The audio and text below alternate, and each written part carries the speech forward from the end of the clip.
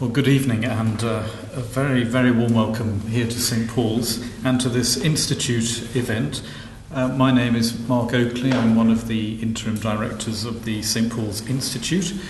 This event entitled What is Money and Does It Matter?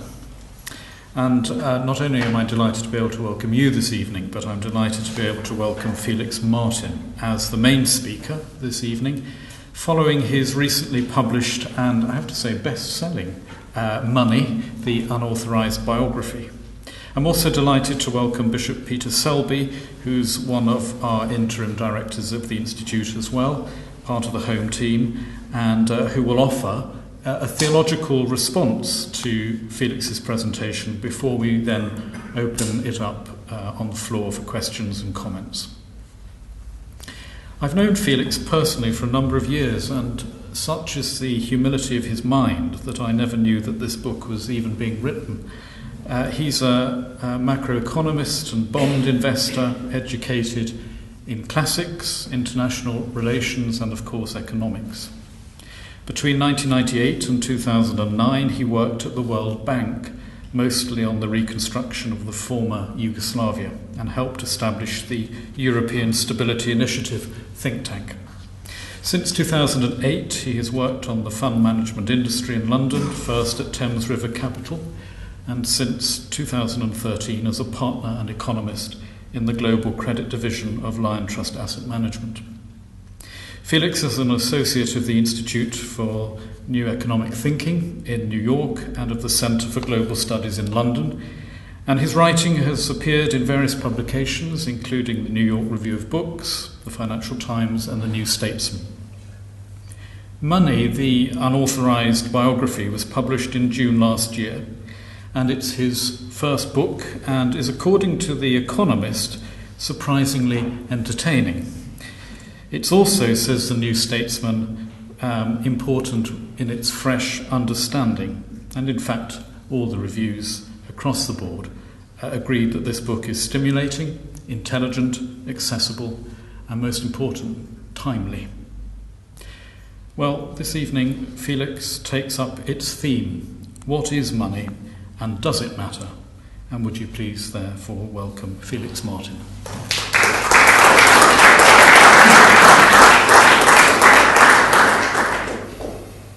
Thank you very much indeed, Mark, and thank you to Robert and to Peter, and thank you in particular all of you for coming, because I know it's very, very difficult to get around at the moment, and I quite understand if some of you have just thought that you might as well come and listen to this drivel rather than be crammed into a tube or a bus. You'll probably get home at the same time anyway, whether you leave now or in an hour. I should also apologise. You can probably hear from my voice. I pretty much lost my voice yesterday, so seems to have come back. I hope you'll think that's a good thing by the end of this talk. So I'm going to talk about these two questions. What is money and why does it matter? And I don't mean why does money matter, that's obvious to all of us. I mean why does it matter to ask the question, what is money? And I take a historical approach to this, but I want to start with a very contemporary phenomenon, one which I hope that some of you will have come across, and it's this, Bitcoin. And for those of you who don't know, Bitcoin is a new electronic currency, an electronic money. It's all the rage at the moment. It is not issued by any state, it's a purely private enterprise. And it has no physical presence at all, despite that little coin icon up there. It only exists as a ledger distributed amongst computers all over the internet. And it's been a lot in the news recently because of these chaps, who you might also know from the film The Social Network. These are the Winklevoss twins, two of the very, they claim to be the people who'd innovated Facebook along with Mark Zuckerberg. And then there was a subject of a legal dispute, if you saw the film, but they've since become entrepreneurial investors, and they've taken up very much, along with other people in Silicon Valley, the cause of Bitcoin. They think it's the future of money. It's a tremendously interesting private innovation which will steamroller all the official sovereign currencies and the official banking sector that we use today. They'll all be swept away by this marvelous new invention. It is an interesting invention, by the way, Bitcoin, in my view. However, I think one can learn a lot about what money really is by thinking a bit about Bitcoin and about the claims of its advocates, because these claims are, in a couple of important respects, wrong. The first important claim that the advocates of Bitcoin make is that it's the world's first virtual money. And when they make that claim, they're thinking of what I would call the conventional history of money, which is the way that most of us are brought up to think about what money is and how it came into being. And that conventional story, I'll summarize it briefly, goes something like this. In the beginning, there was no money. I mean, back in primitive times, there was no such thing. There was just barter. In other words, I produced, as it were, fish, and you produced corn, and if we wanted to exchange things, then I would give you some fish and you would give me some corn. And of course, this is very inefficient because you have to want exactly what I've got, and I have to want exactly what you've got, and we have to want them both at the same time. It's what we call a double coincidence of wants in economics. But nevertheless, this was the only way of doing things in those primitive ages. Then, sooner or later, some clever person thought of an idea. Why don't we choose one thing which nobody would want, for itself, but you'd want it because it could be exchanged for other things. That thing would be a so-called medium of exchange. And in principle, that could be absolutely anything. And indeed, if you look back over monetary history, all kinds of funny things have been used as money, salt in Abyssinia, fish, in fact, fish itself in Newfoundland, used as money. But usually, of course, it was precious metals, because they have very desirable properties. They're malleable, they're portable, you have a small amount of them which is valuable and so on. And by stamping things on them, you can make sure they can't be counterfeited and so on. And that was the invention of money, basically. That was it. And then there's another stage, which is that a bit later than that, someone came up with another good idea, which was, we could lend and borrow this money stuff, this medium of exchange. That was the invention of credit. And even later again, institutions grew up which specialized in this borrowing and lending of this medium of exchange, and so specialized in building these superstructures of credit on top of this money stuff. And that was the invention of banks. This is a very plausible story. There's a bank, not a perfect example, I grant you. And it's a very plausible story, and it's a story that you find throughout the conventional literature on the history of money. It's in Smith, and it's in Locke, and so on. It's in all the sort of usual economics textbooks you'll find. And I even found the other day it in a very authoritative source indeed, with my young daughter, How Things Began, famous Usborne. Here it is, story of money there, as you can see. Starts with barter. Choose anything you like to be the medium of exchange. Sooner or later someone comes up with coinage because it's got the best properties. And then over there on the right-hand side is banking. People take it to goldsmiths and so on and so forth. But there's a problem with this story. And the problem is that real historians, not economists like me, but real historians and anthropologists and so on, have always known that this is historically inaccurate. It's not true that this is how money evolved, and it's not the experience when we've been to so-called primitive societies and seen them that that's how money is in use there. And it's not logically true either. It doesn't reflect actually what money is and how it works in the real world. And to explain a bit about why, I want to take a detour, it's a big detour, to this place, Yap. An island in the Caroline Islands in the Pacific. And this is an island which was pretty much untouched by civilization outside of Micronesia until the earliest 20th century. When in 1903 it was visited by an American anthropologist, a young chap called William Henry Furness III. And he'd made some previous expeditions to Borneo, and he went to Yap. He wanted to see what it was like, investigate the culture and society and so on. And he expected this would be a very primitive place. It's a tiny little island. You can walk across it in a day. It's only got 3 commodities to speak of.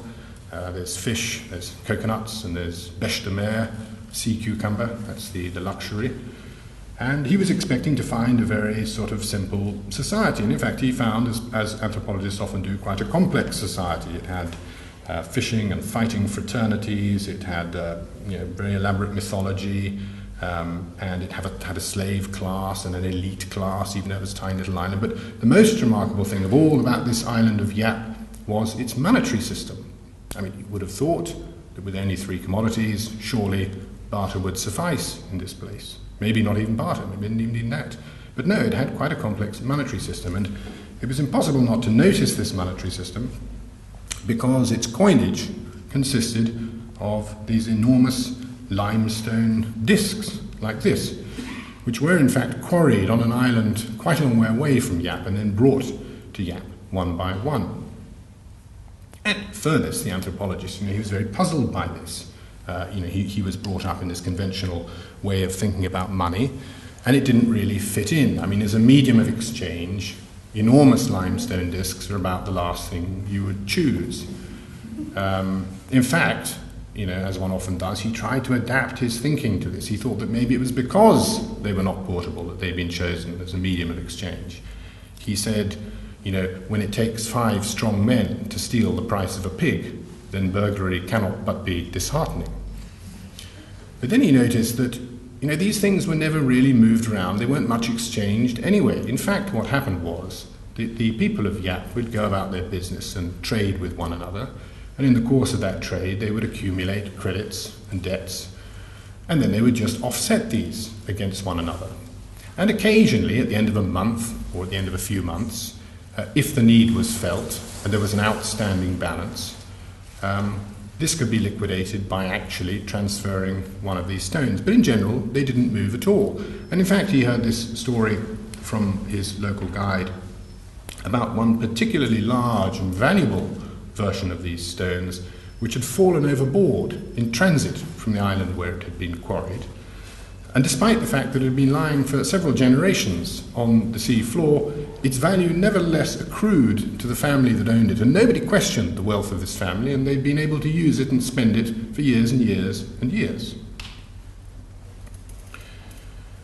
So here's this funny story about this picturesque place and its strange monetary system.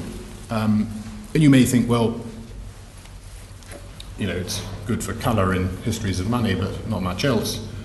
And I think that's the way it would have stayed had the book that Furness not written come to the attention of the editors of the Economic Journal, the leading academic journal of the day in 1910, and they passed it on to a young Cambridge Don who had been seconded by the time they passed it on, it was a couple of years later, to the Treasury on war duty, and that Cambridge Don was this fellow, John Maynard Keynes. And Keynes was astonished when he read this account.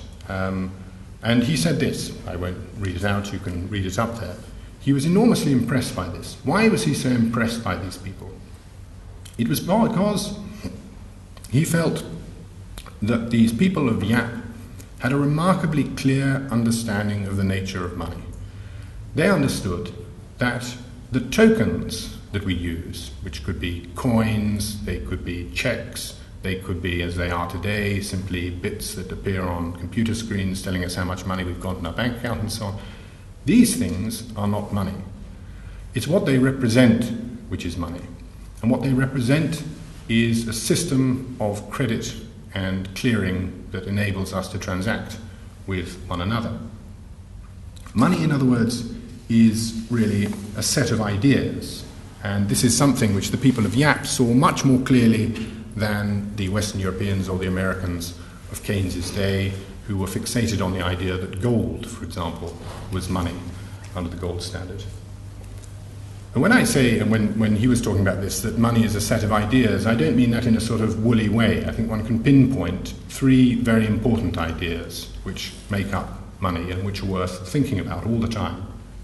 The first idea is the concept of economic value, universal economic value. It's a kind of value that you can apply to anything. Obviously, we use lots of categories and concepts of value in our daily lives. We use aesthetic value and religious value and so on.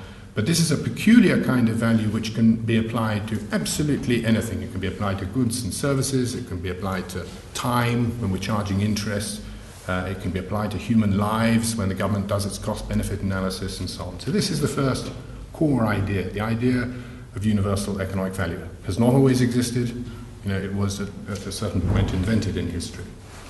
The second important set of ideas is a system of accounting for credits and debts, accounting for that economic value. And this is where this notion of value differs from things like aesthetic value or religious value. It can be enumerated. It has a standard unit in a way which those other concepts don't have. That standard unit, the dollar, the pound, the euro, and so on. The third thing, because once you've got those first two, you can have the institution of credit and debt, but not necessarily the institution of money. The third thing is the principle of transferability of credit and debt, so that I can use a credit that I have against you to pay some third party. And one needs a technology to be able to operationalize that. And that's where something like coinage or any of these other ways of representing money come in. They are technologies to operationalize that principle of the transferability of debts. So all this is just to say that this first claim, that Bitcoin is the world's first virtual money, is not so. In fact, all money is virtual. It always has been, because money is just a set of ideas. It doesn't matter what the tokens are. Here's good old pound coin today. It's what they represent which is important. Now, these advocates of Bitcoin make a second claim. Yeah, all right.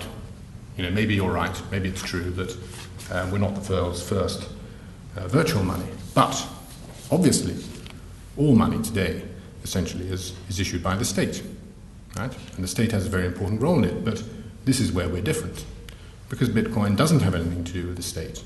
So Bitcoin is the world's first private money. Now, this also is not the case. If you had opened your newspaper in Ireland on May the 4th, 1970, you would have seen this rather alarming notice. It looks rather familiar to us today, of course, but it was alarming back then. Closure of banks, and then a list of all the main clearing banks in the Republic of Ireland at the time. What had happened was there was an industrial dispute between the people who worked in the banks and the owners and managers of the banks over pay. It was not uncommon at that time. There was high inflation and wages were not keeping up with inflation, and they had been unable to resolve this through discussions, and it had come to a strike. And as a result, the entire banking sector, essentially, of what was then one of the world's largest 30 economies, developed economy, shut down overnight. And it stayed shut in the event for about 6 months. And when this happened, people were full of the most catastrophic predictions, as I think we would be today. I mean, they said this is going to be a disaster.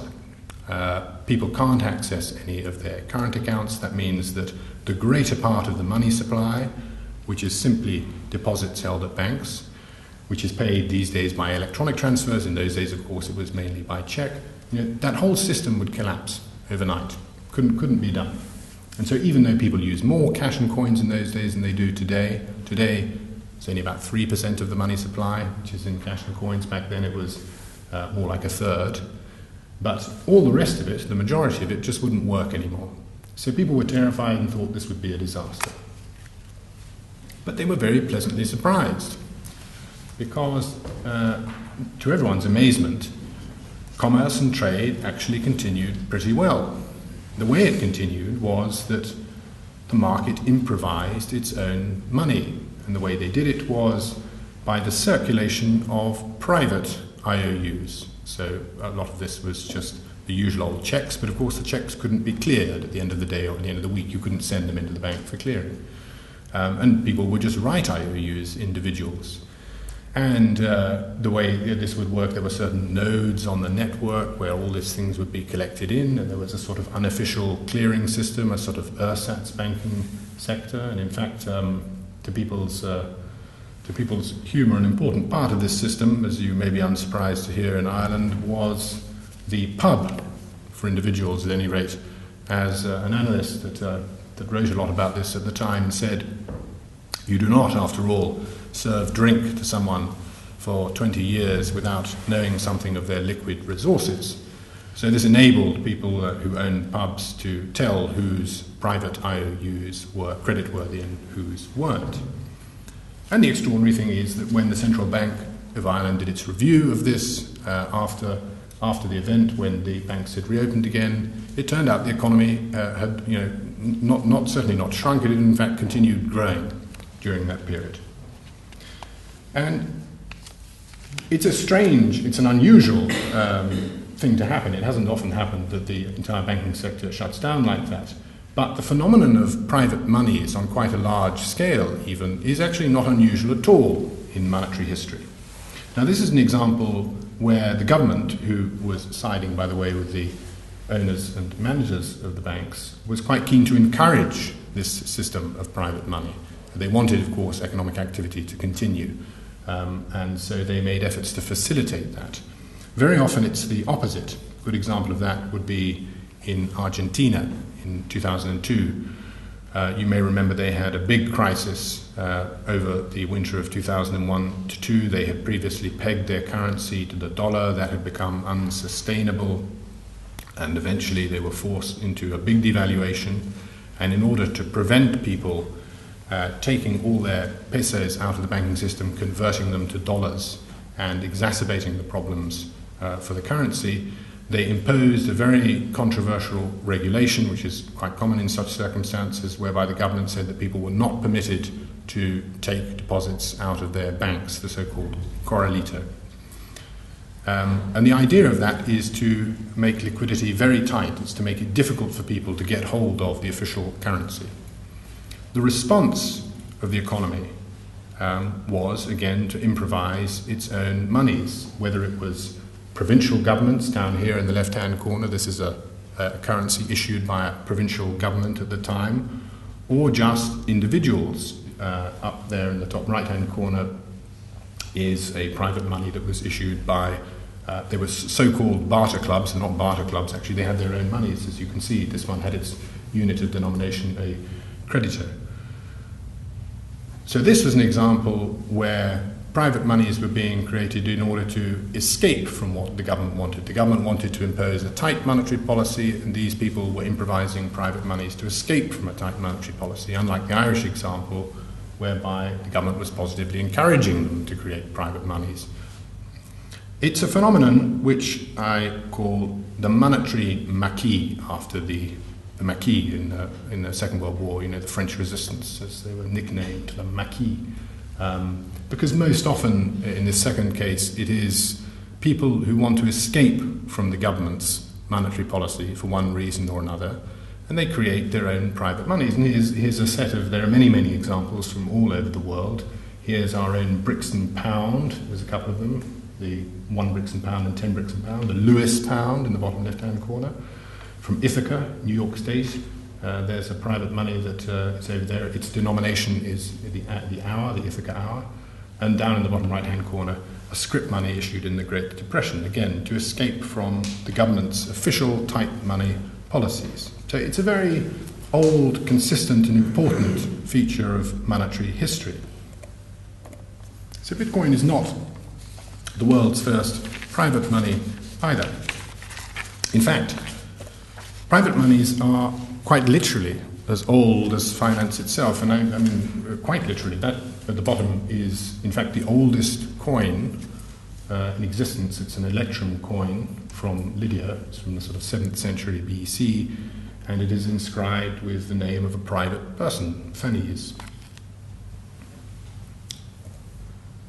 So if that sort of conventional story of money on which those claims of Bitcoin advocates, we'll come back to Bitcoin, were based isn't true, then what's the real story of money?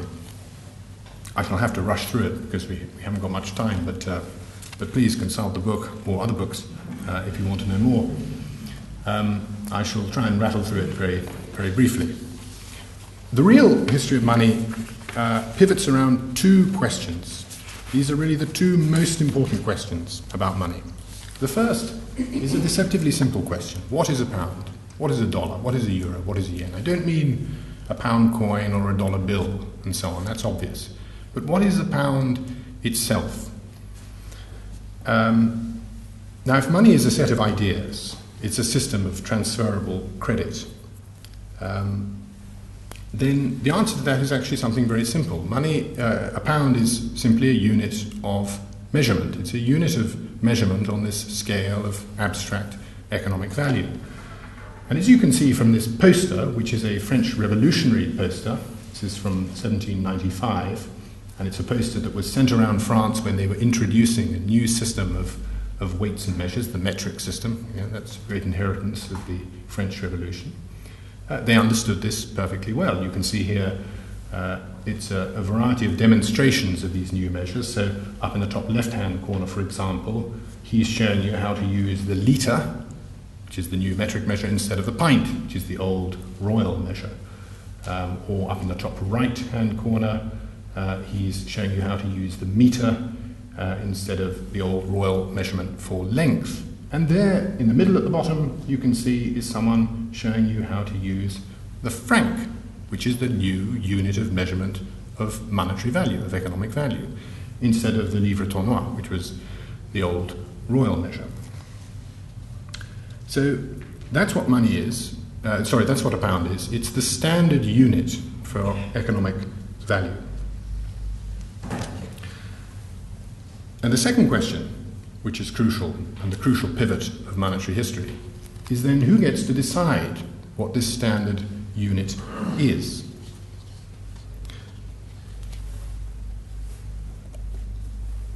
So if we go back to the world before money, there was a world before money. There was a world before this set of ideas had been invented. There was a world before the idea of economic value had been invented. In fact, it's a world, if we want to go back to the beginning, so far as we know, before the invention of money in the ancient world. But we had a sort of dark ages in Europe where a lot of these ideas went out of fashion and were then rediscovered. So I'll start with just this sort of medieval European experience.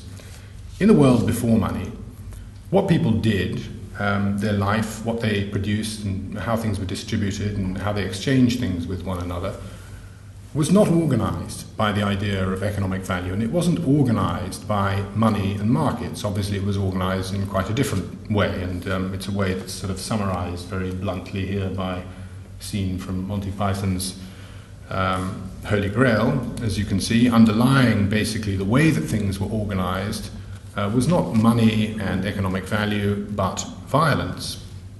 It was a feudal system. If you were born the king, you remained the king. If you were born the peasant, you remained the peasant. And there was no way that you could go from becoming the peasant to the king.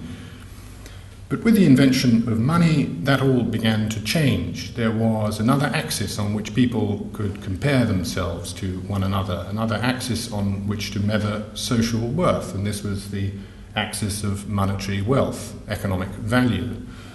And so we came to the age of sovereign money. With the first invention of money, it was very much dominated by money issued by sovereigns and used by them for their purposes, mainly for the payment of mercenaries and the waging of wars, and it was then useful for people to pay their taxes. And the question of the standard, that first question, which I said was the pivot of monetary history, immediately became very important. Obviously, a sovereign would like to have a standard that suits them, and in practice what that meant was issuing money to pay for whatever extravagant military campaigns or luxuries they would like to have. And this could be easily done in those days. The standard technology for representing money then was, of course, coinage. And it was easy to have an inflationary policy, and it was very easy to impose taxes on people. And one way that could be done is shown here. You have a medieval coin. Most medieval coins don't have the denomination of the coin on them. The denomination of the coin was established by ordinances. It was announced. And it was therefore very easy to issue a new ordinance which would say, the coin that you have in your pocket is not good enough to pay all your taxes for this year, I'm afraid to say it's only all good enough to pay half the taxes you owe me this year, and that is the equivalent of imposing a one-off wealth tax on the population, a sudden devaluation, if you like, of the pound, or a revaluation of the nominal pound and a devaluation of the coin. So that was a standard that was fit for sovereigns. Obviously, it didn't suit their populations very much. You don't want to have money, the value of which can change around at the whim of the sovereign. And as commerce grew and wealth accumulated to other classes in Europe in the course of the Middle Ages, people wised up to this. But there was not much they could do about it. I mean, they could have little private monies like you can today. They could have their own version of the Brixton pound and so on. They couldn't mint coinage. That would have been illegal in those days, but they could have kept track of it in some other way. But it would have had the same limitations as those private monies today, until, that is, the rediscovery of a very important invention, which had already been invented in the ancient world, in the course, roughly speaking, in its mature form in the 16th century in Europe, and that invention was the bank. The origin of banks is not that one that was in that Osborne how things work. It's got nothing to do with the depositing of gold coins with goldsmiths and so on. It has to do with European trade and the realization by pan-European merchants that they didn't need to put up with sovereign money anymore. They could have their own version of the Brixton pound, as it were, amongst themselves. They could accumulate credits and debts against one another in the course of pan-European trade, and they could meet quarterly at the great fairs that were held at Lyon and Champagne earlier on and Antwerp, and they could offset these against one another. They had their own unit of account, much like Bitcoin today. That was the écu de marque. And so they found a way of operating private money on a pan-European scale, bank money just like we have it today, effectively. So money became, in other words, not a tool of the sovereign with which to abuse their populations, but a tool against the sovereign, a tool to escape from the sovereign's authority, effectively. It was the Monetary Maquis. Now, that was a rather unstable monetary situation, as you can imagine. Sovereigns didn't like that, tried to crack down on it. They became very scared of it, didn't understand how it worked. It's the origins, by the way, of all the finicky, difficultness of understanding finance. I mean, financiers love to make finance very difficult so that people can't understand it, and they never loved it more than at this period of history, where they were constantly trying to make sure that the court and the king couldn't understand what they were doing. But nevertheless, it was a very unstable disequilibrium, which found its resolution effectively at the end of the 17th century with what I would call the Great Monetary Settlement, which happened for the first time effectively here in England with the foundation of the Bank of England. And what this was a major settlement between a sovereign and the bankers, a quid pro quo, where the sovereign agreed to endorse the private money that was produced by these bankers and thereby allow it to break the bounds of the small circle of merchants where it had previously circulated, allowed through his endorsement and his authority it to circulate as sovereign money does all throughout his land. And in return, his public finances in those days were put on a much better footing. The Bank of England, as it was then, agreed to fund the public debt.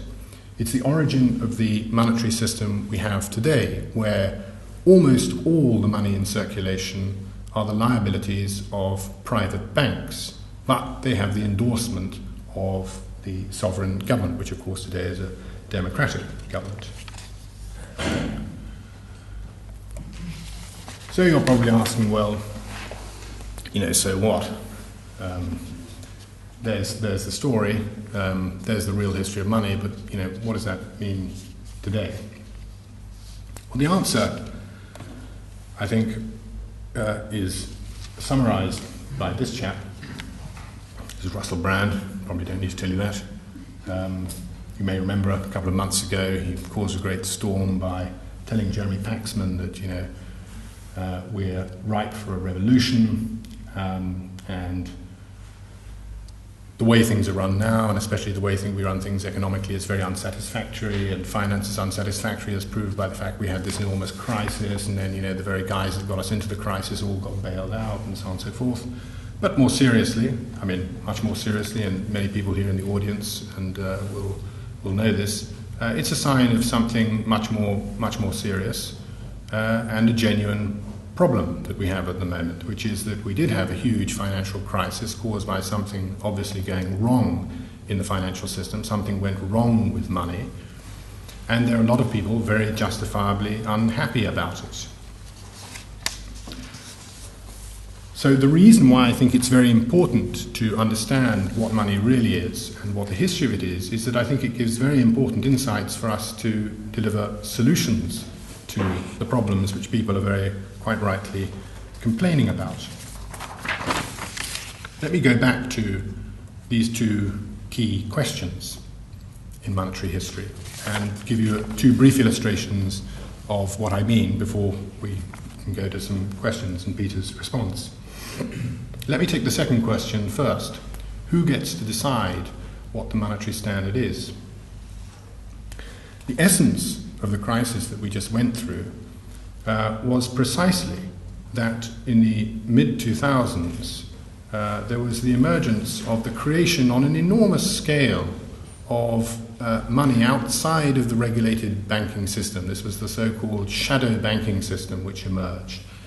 And due, I would say, to an insufficient understanding on the part of orthodox economics of the way that money works and that history of money that I've described, that was not noticed and it was not taken account of by the central banks and the ministries of finance whose job it is to police it.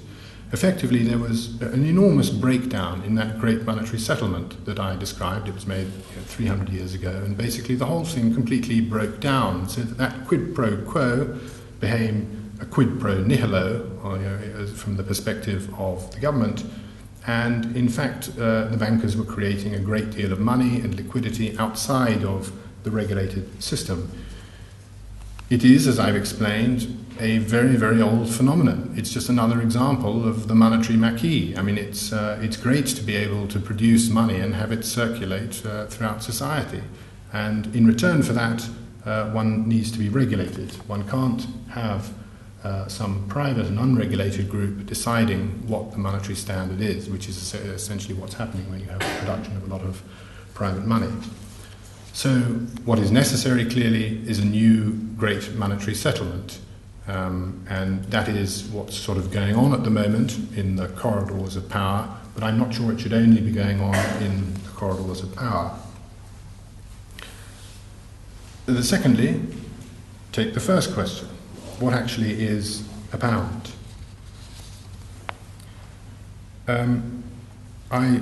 Just to go back here, I said that there was a great insight here from these French revolutionaries, and that you can see that they understood that a pound is just a unit of measurement, and that's an important insight to realize that.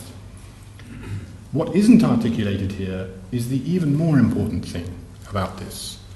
There is a difference, a crucial difference, between physical units of measurement and a pound or a dollar or a euro as a unit of measurement. These, the meter and the kilo and so on, these are things that measure the physical world. And the most important thing about those units, we know, is that they must be consistent throughout time. They should be fixed. They shouldn't change. That's the whole point of them. It would be completely useless if you went around changing the standard meter every other day. It would cause havoc with architecture and engineering and so on. That's why we have the standard meter. There it is in Paris, and you can always go and check what your meter is. And that's what you need for units of measurement in the physical world. But the social world is different, and it has a different criterion. Whereas in normal times, of course, it's useful for a pound to mean the same thing at any given time. It's useful to have that consistency through time. But in the social world, the really important criterion is fairness. So if I go to my final slide,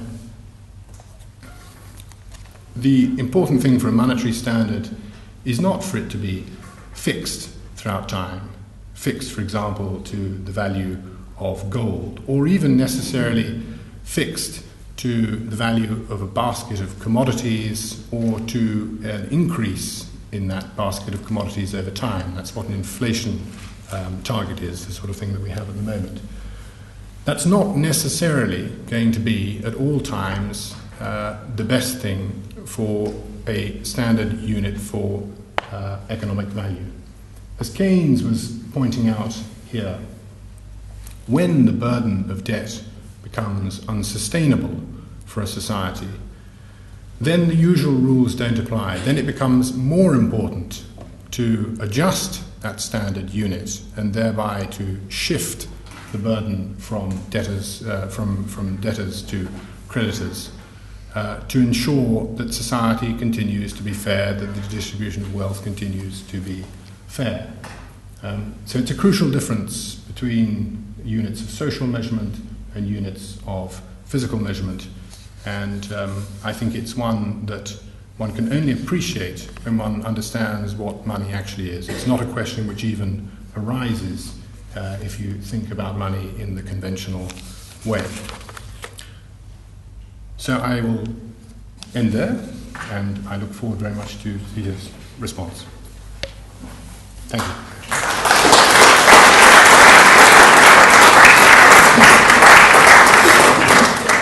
Thank you very much, Felix. Bishop Peter Selby was Bishop of Worcester from 1997 to 2007 and has spent much of his life researching issues of international and personal debt. He's the author, for instance, of Grace and Mortgage, The Language of Faith and the Debt of the World.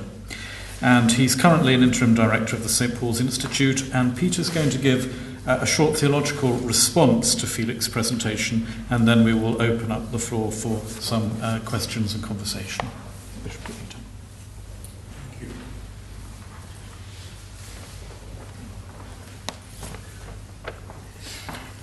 you. The first thing I'd like to do as part of the team of St. Paul's Institute is to say what an enormous pleasure and privilege it is really to have Felix come and do this for us.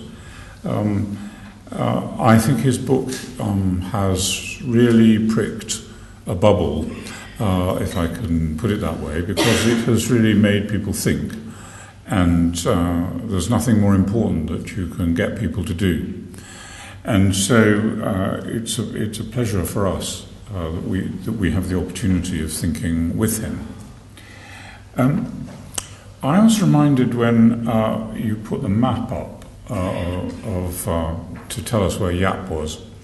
I was reminded of one of the first conversations I had that got me intrigued about money, which was with a nun whom I knew, who had grown up in the Solomon Islands, which would have been in that picture somewhere. And I said to her one day, where did you grow up? And there was a big Mercator projection map on the wall, and she looked at a microscopic dot in the middle of a patch of blue and said, well, that's where I grew up. And I was already starting to be interested in money, and I said, well, what was the life like? And the first thing I remember her saying is, well, I didn't know anything about money. We never used it. The first time I used money was when I wanted to leave the island because the ferry company insisted that I had to pay for my ticket, and that was a problem. And as Felix has absolutely rightly said, this is not because people bartered, but because it was a very small and coherent society in which if you needed something from somebody, they would be likely to give it to you as long as you didn't exploit them all the time, and they could come and ask you for things, and generally society worked without money. And so it's absolutely right to say that we didn't actually ever exchange goods for one another in this very inefficient kind of way. And it's also really important, and I think takes us into the theological domain, to establish what I think Felix has established beyond doubt, which is that the essence of something being money is that people trust it to be so. If you trust it to be so, then it is. And when things go wrong, it's because trust breaks down, and people no longer trust it to do what you would expect money to do. And so I think the first thing I wanted to say in response to what Felix has said and to his book is that he's absolutely right that we should realise that what we're dealing with is exchanges of trust, transferable debts and credits, as he put it, and credit. The word credit is etymologically linked to the notion of belief and trust. So the whole thing is a great act of trust. And the problem I have it comes at the next point, because I did feel, even more as Felix was talking than when I read him in print, that there's something delightfully innocent about this substance, which isn't a substance, as he describes it. It looks as though it's just a product of ideas. In fact, he describes money as a set of ideas. And ideas sounds like a kind of rather innocent thing, just a way of thinking about things. And I want to say I don't think in human history money has been as innocent as that. Because the problem about trust, and this is where it gets theological, the problem about trust is that it's an extraordinarily precious but also extraordinarily dangerous act to trust. It's subject to all kinds of abuse. Leaders get trusted and trusted inappropriately. And as we saw up to in 2008, money got trusted, banks got trusted, and then somebody pulled the plug on trust. And I think, and I'm much interested in what Felix's take is on the more recent developments, because it does seem to me that the root of the problem lies late in the 20th century, when the amount of money exploded because of things like the oil price hike. The technology exploded in terms of the speed with which you could move money around. And all this meant that the trust got rather exciting. And that excitement is where it ceases to be innocent. And I think that it's one of the functions of religious faith, as expressed in theological ideas, to ask questions about the things that human beings get excited about. To ask questions not because we think it's bad to get excited, but because we know that getting excited about things is dangerous, and we know that money has got very specially exciting qualities about it. And that's why the Sunday newspapers have very much larger finance sections than they ever did before. That's why people get more and more anxious and therefore excited about what they ought to be doing with their pension pot, if they have one. That people get more and more excited, therefore, about money and having it. And I think that's a serious matter, and one which we need, therefore, to reflect about. What is the spirit that is exuded by something once it's called money? And that leads to the question: why did Jesus decide to call it, to give it a divine name, call it money, mammon? Why is it, therefore? And the answer is because trust gets located in it, and an inappropriate level of trust.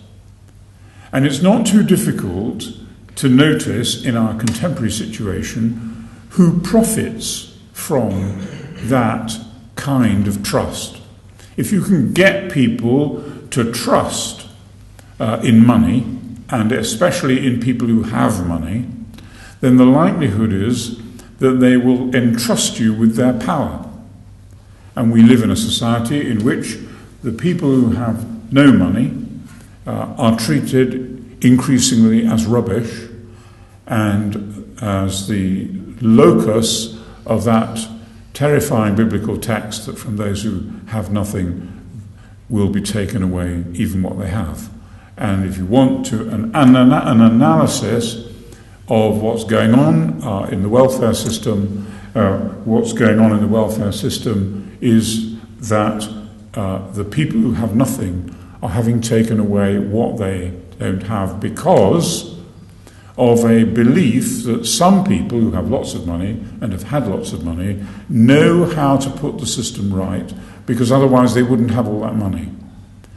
And so I think arising from this history that is in those pages, arising from this history is a profound question about whether money is innocent.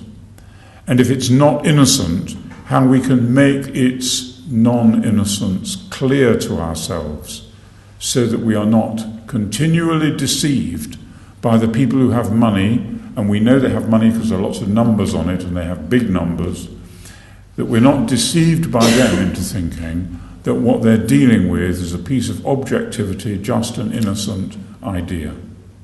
So that's why I think, alongside what Felix has talked about, the question of money and faith becomes important, because as a locus of faith, I think money has been disastrously inappropriate.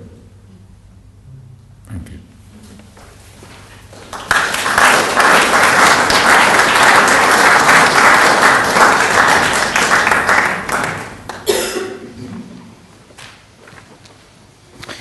Well, thank you both to Felix and to Peter.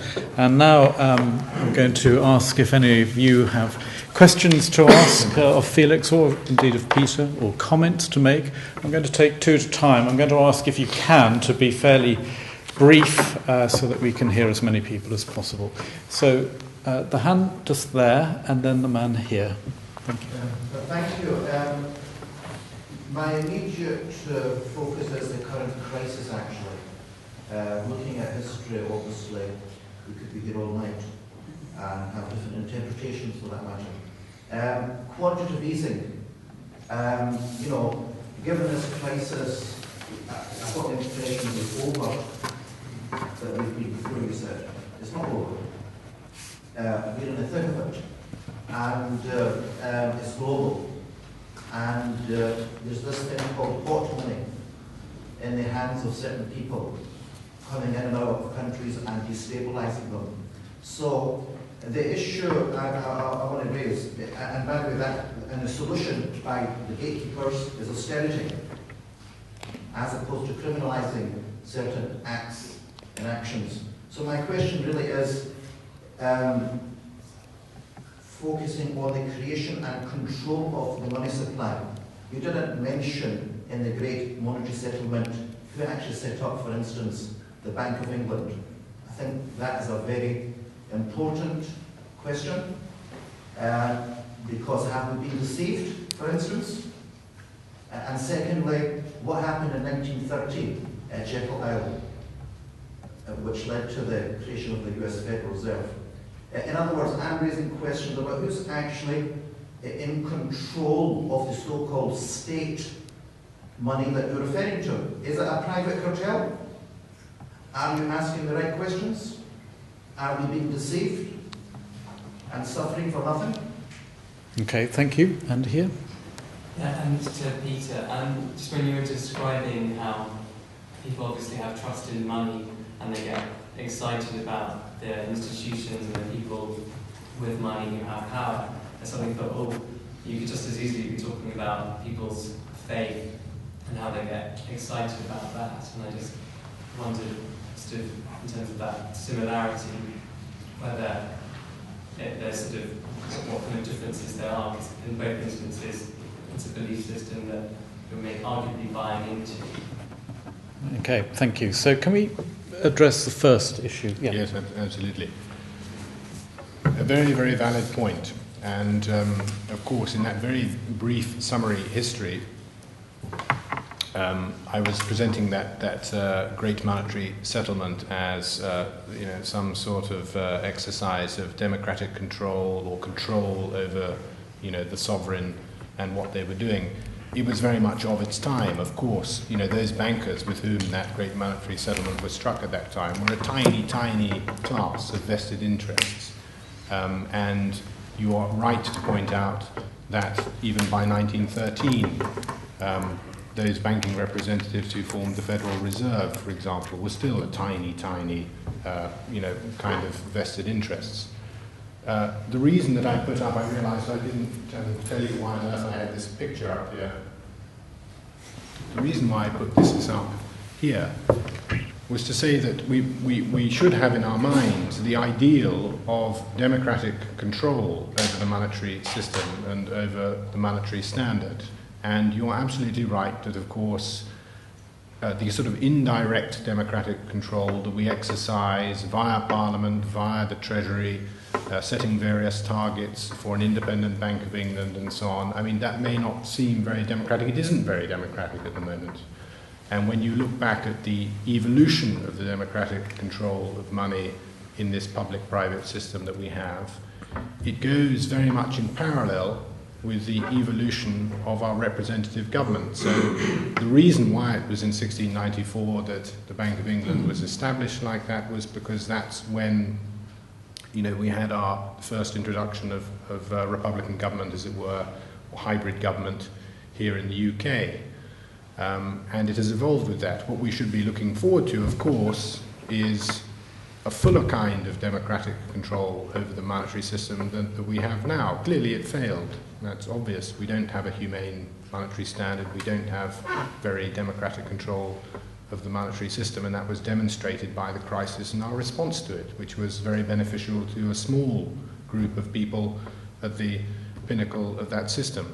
And the reason why I put up this picture, which I forgot to mention, is that this goes back to the very, very beginnings of the invention of money in the Western world as far as we know.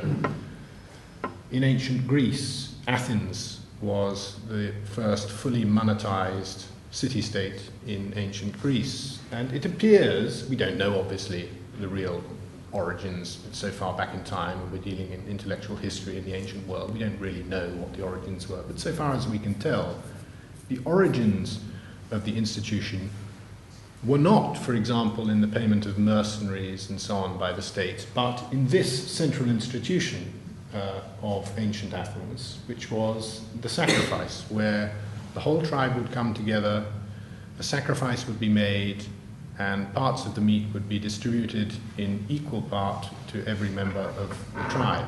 Now, even that wasn't very democratic. Obviously, women weren't involved, and there were slaves and so on, but nevertheless, it was, as you know, a direct democracy where every member of the tribe participated.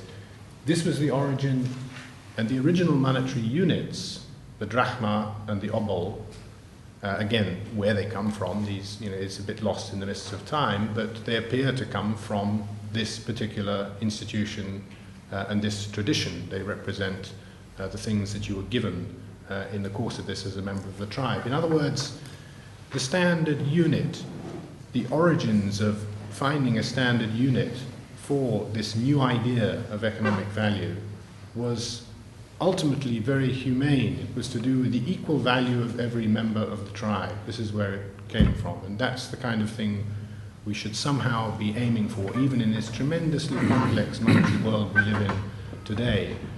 We must remember that, what we're doing when we transact with money is we are organizing how people live. We are organizing how citizens live and what they do. And that's what we're doing, and that's therefore what we should be thinking of when we're thinking how much money should be created, by whom, when should it be allowed to run away as hot money, and so on.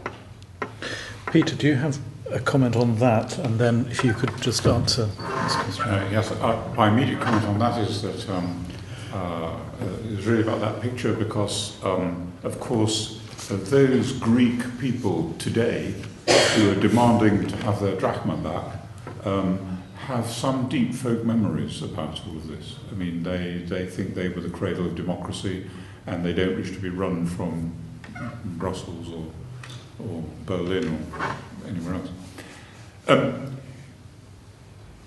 I think it's really important we've got to the issue of democracy because democracy depends for its effective working on the desires of the people. And the reason why I'm concerned to bring out the fact that money has a peculiarly exciting quality about it. And it's got more exciting the more of it there's been and the more it dominates our lives. The reason why that's important to notice is because it is the biggest tool for subverting democracy if those with power and money can persuade the people that their interests really lie in supporting the strong and the moneyed. Because actually, as Felix very, very powerfully just said, it actually, if money and democracy were actually about the equal value of every member of the tribe, then getting people really excited about money is a very good way of transforming the society into one that's run by a very powerful elite with money.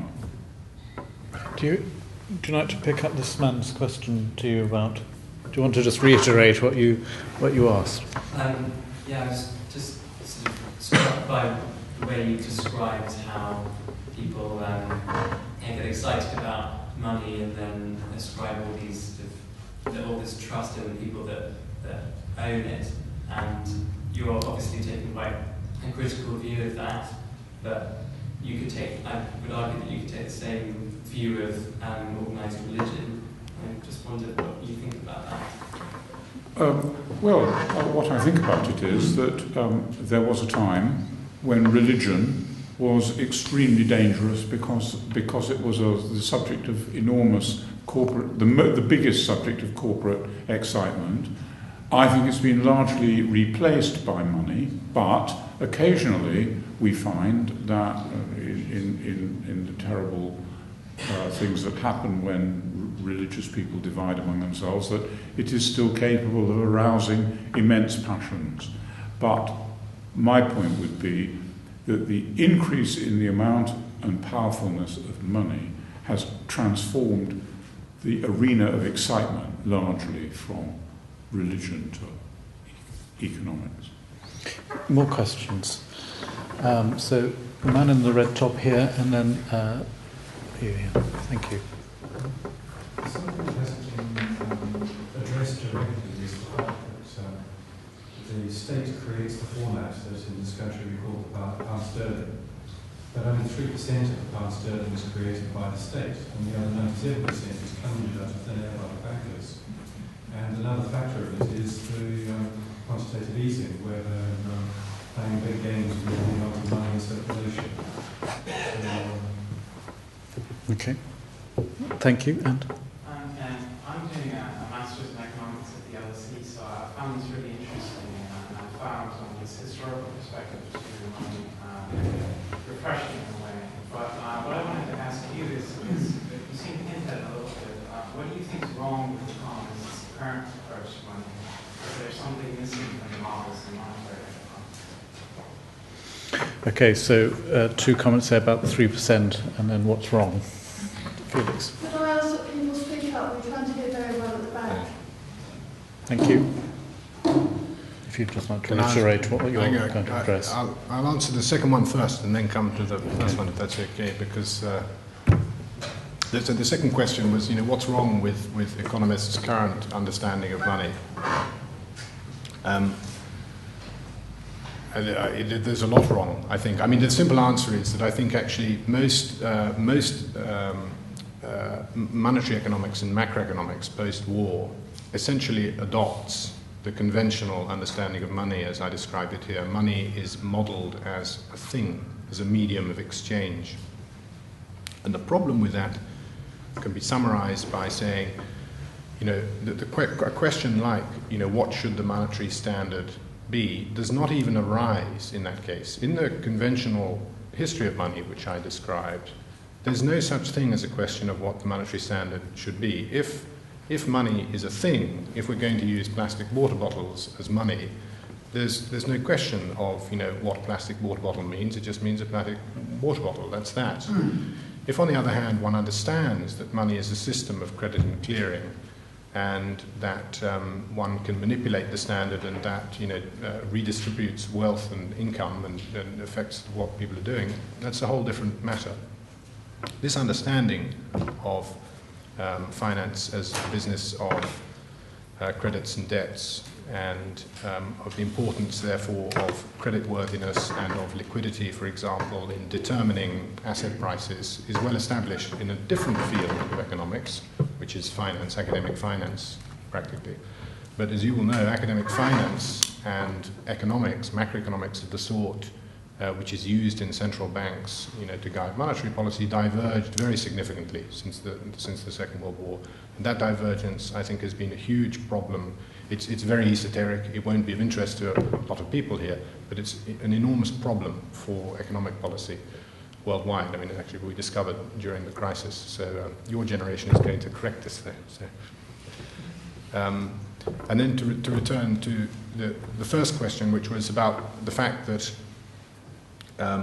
the state, there's a very small part of the money supply which is actually liabilities directly of the state. The actual coins, when I take out £5 notes here, this is actually a liability of the Bank of England. It appears on their balance sheet. If you look at the balance sheet of the Bank of England, there is, part of the liability is notes and coins.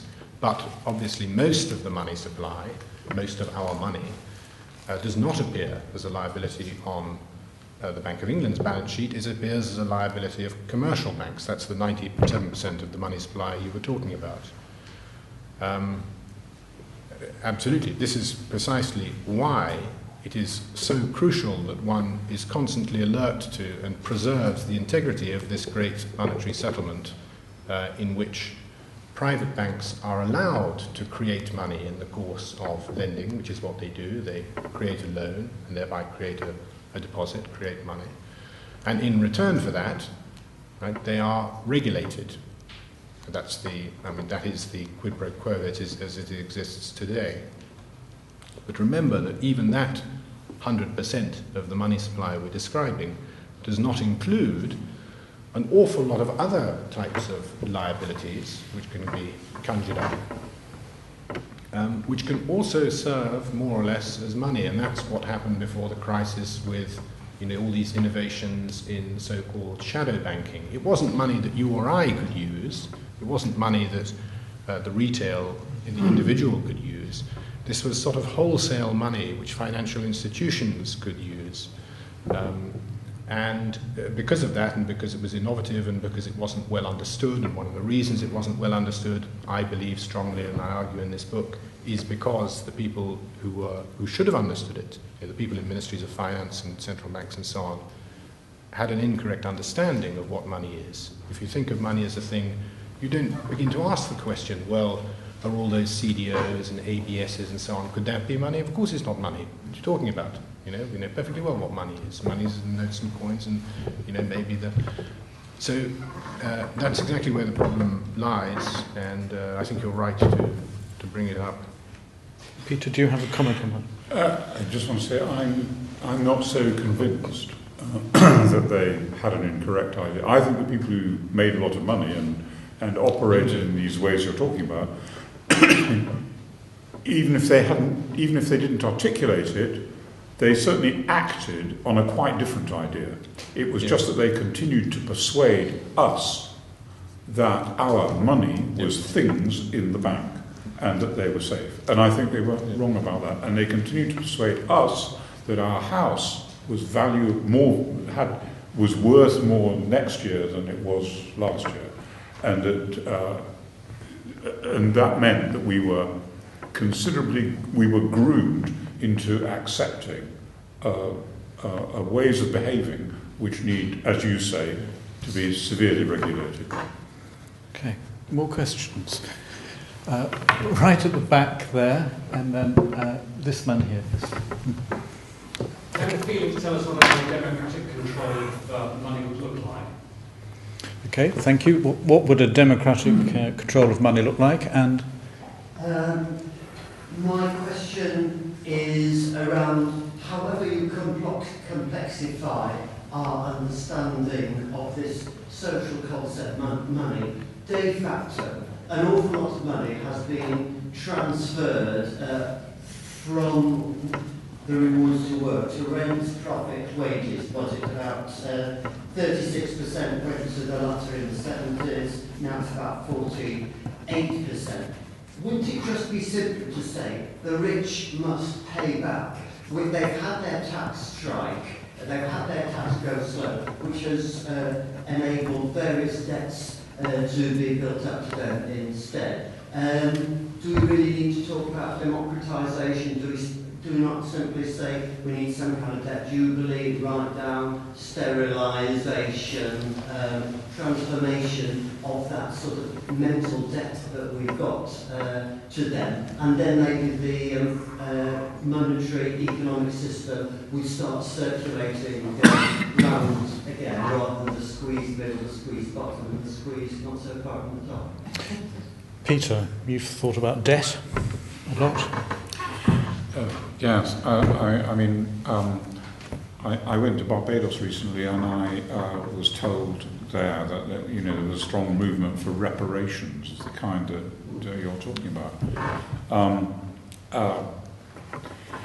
The problem is, isn't it, that like an African American friend said to me once, I mean, the problem is that to have a revolution, we need to burn down the distilleries, and actually we all like whiskey too much. The problem is that we are very much in hoc to the system that we have. And to answer the other question about what democratic control of money would look like, I think people, there really was a chance that people would discover that they had been misled. And that's the first step, I think, to people claiming some authority over the way things are done. But the signs are quite bad in that the majority is not now the poor in our society, and therefore the majority tends to act in the interests of the people to whom we are in hoc. Okay, Felix, two issues. Maybe you won't mind if I take them both together, because they're both sort of about the reform of money and the reform of the financial sector. I mean, the simplest answer to a very, very good question over there. I mean, come on, Felix, you waffle on about democratic control of money, but what do you really mean? The really honest answer is that I can't tell you exactly what it would look like. I can give you the sort of preliminary ideas that I have. The first is something which might sound rather boring and humble, but it comes to the question I was asked by this gentleman from the LSE.